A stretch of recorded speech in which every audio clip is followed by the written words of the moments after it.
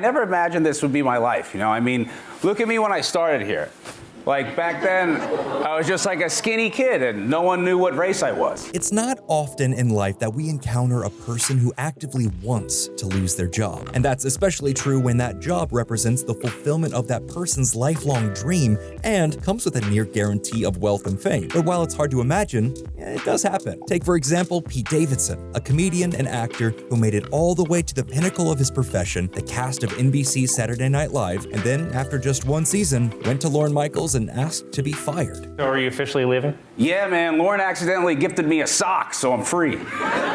Pete Davidson was born in Staten Island, New York on November 16, 1993, and his first brush with showbiz came at the age of 16 when a group of friends who knew he dreamed of being a comedian pushed him into performing at an open mic night at a local bowling alley. He made his first television appearance on the MTV comedy series Philosophy in 2013 and performed his first televised stand-up routine later that same year on the Comedy Central showcase Gotham Comedy Live. Thanks to that early start, Davidson was an experienced stand-up by the age of 20, and that in turn led to acting jobs on popular shows like Brooklyn Nine-Nine, as well as a bit part in the Judd Apatow-directed comedy Trainwreck in 2014. And it was on the set of the latter that Davidson caught the eye of SNL star Bill Hader, who recommended him to Lorne Michaels as a potential Saturday Night Live cast member. Davidson auditioned with his stand-up routine and was such a hit with the producers, Michaels immediately called Hader to let him know Davidson made the cut. 20-year-olds have sex like Green Day. It's basically the same every time for like 1 minute and 52 seconds. So on September 27, 2014, at just 20 years old, Pete Davidson made his debut on the stage of Studio 8H, in the process becoming the first SNL cast member to be born in the 1990s. Davidson's first episode was the premiere of the show's 40th season, and it was something of a transitional time for the iconic series. The producers were making a concentrated effort to appeal to younger audiences, and Davidson's hiring was a part of that effort. During his first appearance on Weekend Update, he's even humorously introduced by Michael Shea as our resident young person. But despite his youth and the fairly limited screen time he received in his first season, Davidson still managed to leave an impression on the show's fanbase. That first appearance on Weekend Update, for example, would find Davidson appearing as a commentator on a story about a teenager who took pictures of himself performing sexual acts on a statue of Jesus. The ensuing commentary was so memorable, Entertainment Weekly named Davidson as the new cast member who made the biggest first impression. The reviewer, in all fairness, was not entirely comfortable with the bit, but still noted that, if nothing else, it demonstrated that the comedian can capture an audience's attention with ease. If you don't go down on a guy for $1 million, you obviously don't care about your family. A few months later, he appeared in the popular sketch Escape from Jungle Island, an Indiana Jones parody that found Davidson and The Rock playing adventurers who have to suck poison from each other's wounds, while Kate McKinnon's explorer character enviously looks on. That sketch became what is now arguably Davidson's most popular from his first season, and his future on SNL looked pretty promising. At least, it did from the outside. You got a kid? What? No, I'm a virgin. Why do you have a diaper bag?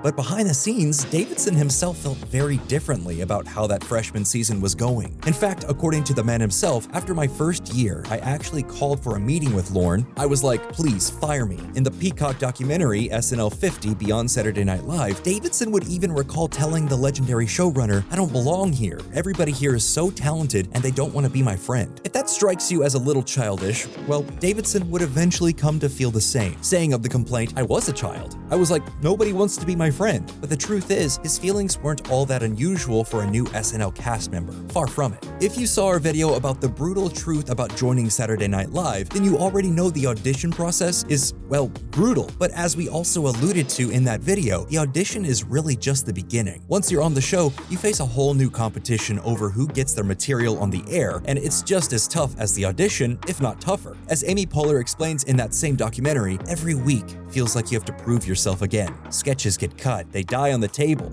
Jokes don't make it. Yes, SNL does have a dedicated writing staff, but according to Sherry O'Terry, that staff isn't necessarily going to write material for any particular cast member. So performers have to be able to do it themselves if they want to get on the air, and no one's going to tell them how to do it either. Heck, even David Spade, who was literally hired as a writer rather than a performer, didn't actually know how to write a comedy sketch when he started there. Of course, figuring out what's truly funny can itself be fairly nerve-wracking. Davidson himself, for example, recalls the famous Farewell Mr. Bunting sketch, which killed on the air during his second season, made for a dry, unfunny table read. Add in the unrelenting pace of production and the pressure to keep the new material flowing, and it's enough to rattle the confidence of, well, pretty much anyone. Doink, doink.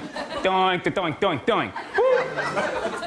Oh my God, the Doink Doink is amazing. For example, future I Think You Can Leave star Tim Robinson was so overwhelmed by the process, he found himself being demoted from the cast to the writer's room after just one season. That was a fairly drastic case, but the pressure has affected even some of SNL's most iconic performers. Take Jason Sudeikis, who after writing and appearing in 2 wildly popular sketches during his first 2 weeks, didn't get another one on the air for months. In fact, things got so bad for him, he found himself calling home to tell his family that he was starting to think about leaving SNL and going back to Second City. Similarly, SNL superstar Bill Hader recalled, "The first 4 years at SNL, I was like, I'm gonna get fired at any moment." His anxiety over how he was doing got so bad, Michaels had to take him aside during a rehearsal and literally assure him that his job was safe and that it was okay to relax. The same goes for future 30 Rock star Tracy Morgan, who also needed reassurance from Michaels after he began to doubt whether he was genuinely funny. Bowen Yang had similar concerns, as did Bobby Moynihan, who, like Davidson, came to believe that everyone on the show hated him and that he might be fired any day. Jay Farrow was so shaken by the cutthroat nature of the production process, he would later say, "At first I had blind confidence, but then the sketches started getting pulled and it just started changing." And according to Beck Bennett, "I feel like those first 2 years I was just so stressed out, could not relax enough to think properly. It was always just reactive and just trying to survive a little bit."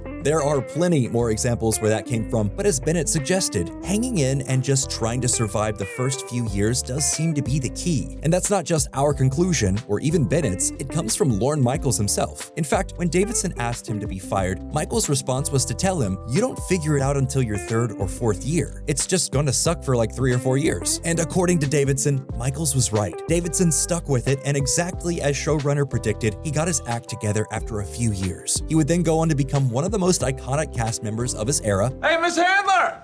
I found a dead squirrel in your pool! Finally departing for real in 2022. Those last few years would also find him starring in movies like Judd Apatow's The King of Staten Island, and since his departure from SNL, he's created and starred in the 2023 Peacock series Bupkis. He just left, and it's not like his show was a hit. I know, right? Like how you get Joe Pesci and Edie Falco and no viewers. Made appearances in movies like 2023's Dumb Money and 2024's Riff Raff, and released the 2024 stand-up special Pete Davidson, Turbo Fonzarelli. And we're not even gonna get into all the Kardashian stuff, but none of it would have happened if he hadn't hung in at Saturday Night Live. The bottom line is that the first few years as an SNL cast member are, without a doubt, rough. But in the words of Beck Bennett, who also didn't really start getting comfortable as a performer until his 3rd or 4th year, after all that experience, your perspective changes a lot. Jason Sudeikis agrees, saying, "It's the show teaching you it's a marathon, not a sprint." As for Pete Davidson, far from feeling like he didn't belong and no one on the show liked him, he now sees Studio 8H as the place he grew up. In his own words, "I was like a kid when I came in, and I'll always be proud, I'll always be grateful, and I'll always miss it." So what do you think? Are you a fan of Pete Davidson? And do you think Lorne was right to keep him in the cast? Let us know in the comments below, and if you enjoyed this video, you'll definitely find others you like if you check out the rest of the channel. As always, thank you for subscribing to Nerdstalgic.